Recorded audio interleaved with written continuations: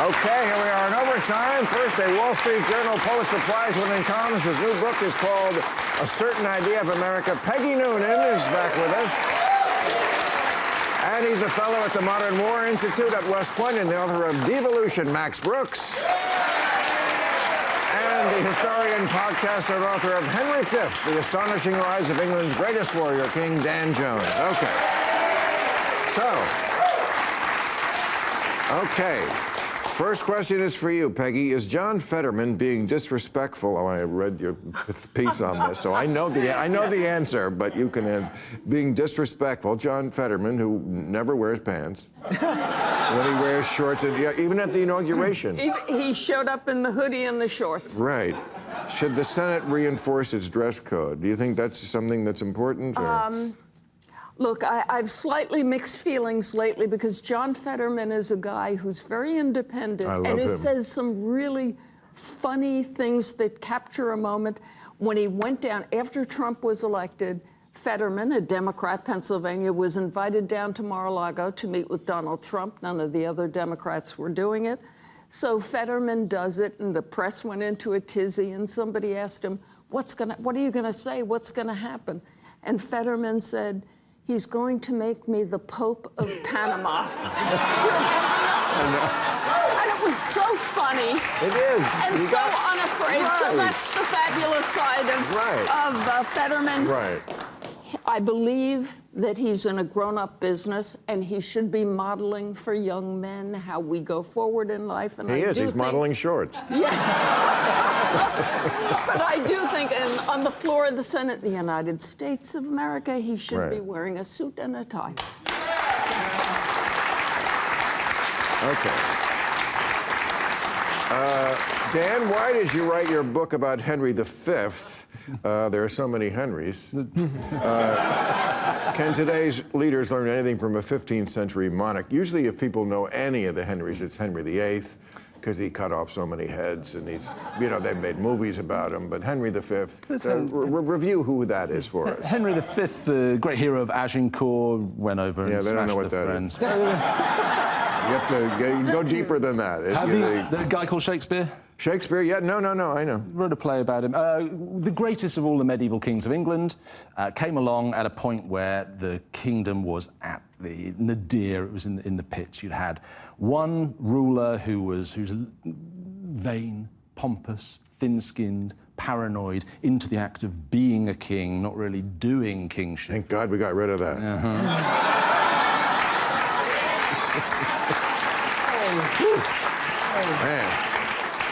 Then along comes a king who was once somewhere in the dim and distant past a sort of competent politician, but is now ground down, decrepit by age, a technocrat really just struggling along towards the end. That doesn't really work either. And then, seemingly out of nowhere, with the economy in the toilet, the after effects of a pandemic, along comes a leader who manages to triangulate, takes the theatrical best of one and the dogged technocratic determination of the other, puts them together with a dose of charisma and a good deal of probity. It sounds like Obama.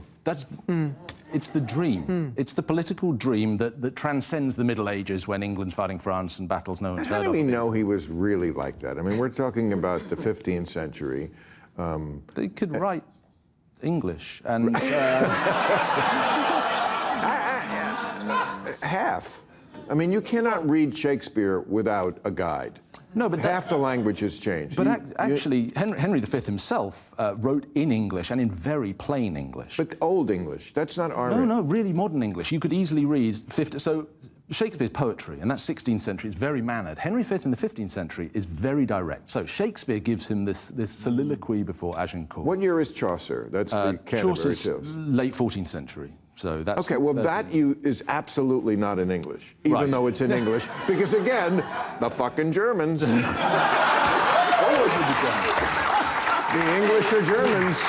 The English are Germans. But one generation later, English has evolved. So really? One generation? Yeah, one generation. Oh, wow. Shakespeare gives Henry these overblown poetic soliloquies.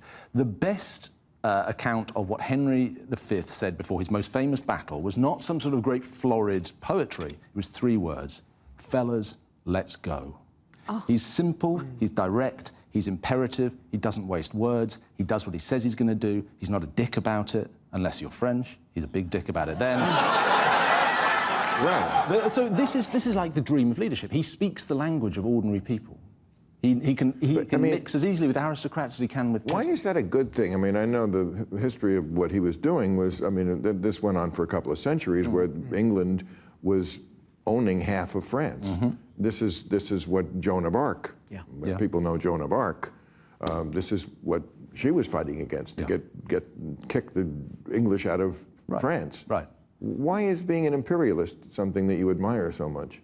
Well, it's not the imperialism I mind about. I mean, that's the historical context of the age. That's just the norms of the age. If England's not conquering France, France is conquering England. That's just how it works at this time. Well, Germans.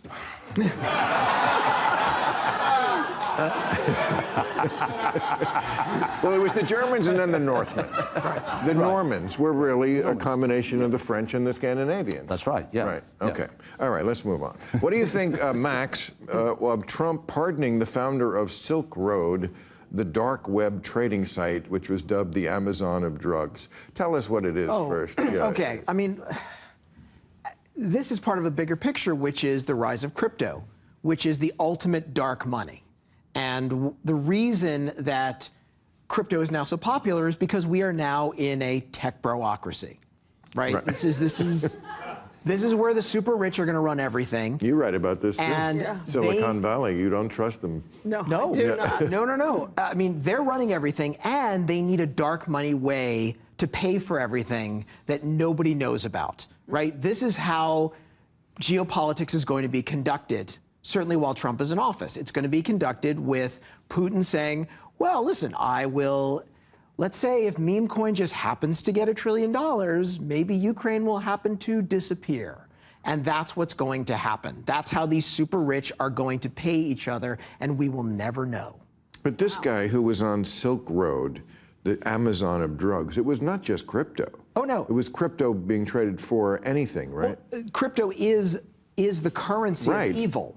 Of criminals, yes. It is. Crypto is the currency of evil. It's where you can deal in drugs, child pornography, terrorism, everything that's dark. I mean, the reason we haven't had another 9/11 is because after 9/11, we followed the money. We saw how the terrorists were getting paid, where the bank accounts were, who was funneling money. We know that also with Gaza. We know the money that came in for humanitarian aid to build Gaza after the Israelis left in 2006 went into the coffers of the Hamas leadership, right?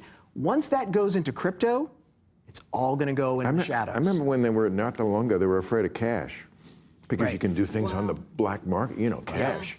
You know, who knows? It's for drugs and strip clubs and, cash is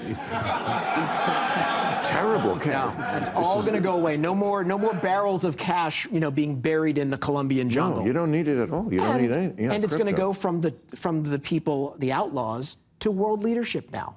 That's how it's going to get done. And your thing is with really the personalities of these Silicon Valley people, right?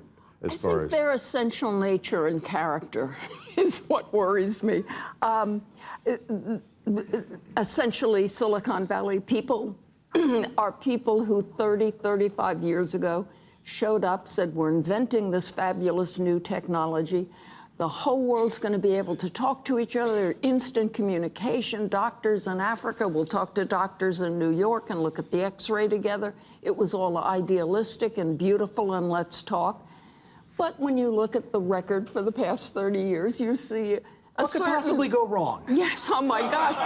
You see a record of cynical self-dealing. You see, the data comes into the office that children are becoming mentally ill, depression and anxiety on Instagram.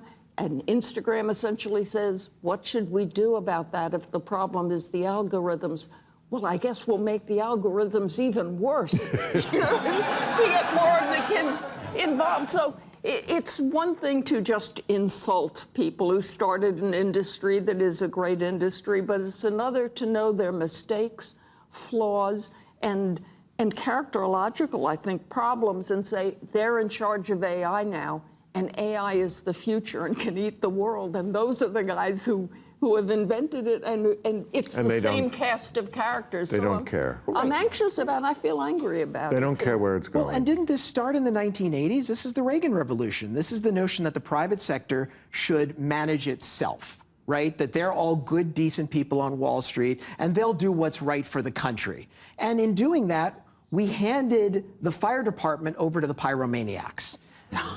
And look what's been happening, because well, you've let these this people... is the wrong town to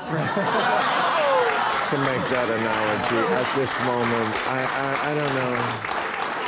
I don't know how... We didn't do great with the fire department here either. Yeah. Well, no, but we do talk about privatization, and we talk about what privatization does, which it can be efficient, but that's the point of the government. Right. Right. The government is me, the citizen. Of course. The taxpayer. I'm looking out for me. So I'm there to regulate you before you hurt me. Mm-hmm. Because the job of Wall Street, the job of the private sector is to make money. Good for them. But that's Right. all their job is. Then the government, the people, were supposed to come in and say, all right, now let's make sure that it's safe and it benefits all. Okay. Yeah, that's how it should work. Who's not for that, all right? All right, thank you very much, everybody. I appreciate you coming.